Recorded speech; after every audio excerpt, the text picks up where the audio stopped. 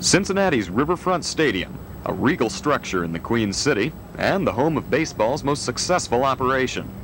2.6 million fans filled the seats here in '76. Attendance is up in '77, and as the city merchants are quick to point out, don't forget the postseason for an added economic boost.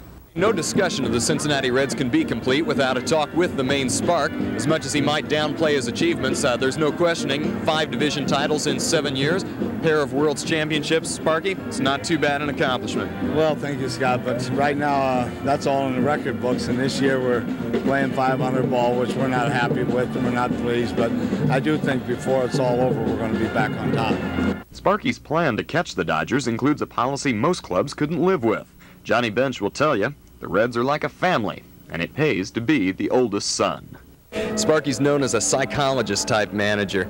You've had to bail him out in the past with some of his statements. Is this all part of like a concerted team managing effort?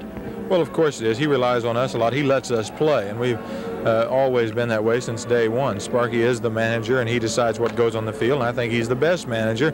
He lets the players go, and he lets the people that have deserved special attention have that special attention. He feels like there are not just one set of rules. There are more than one set of rules. The fact that the stars do and should get special treatment, and it's not an overabundance because we ourselves, as the stars of the team, allow for it for the young players, and we've made them feel at home and feel comfortable, and they don't feel uncomfortable with the fact that the role that they have to play.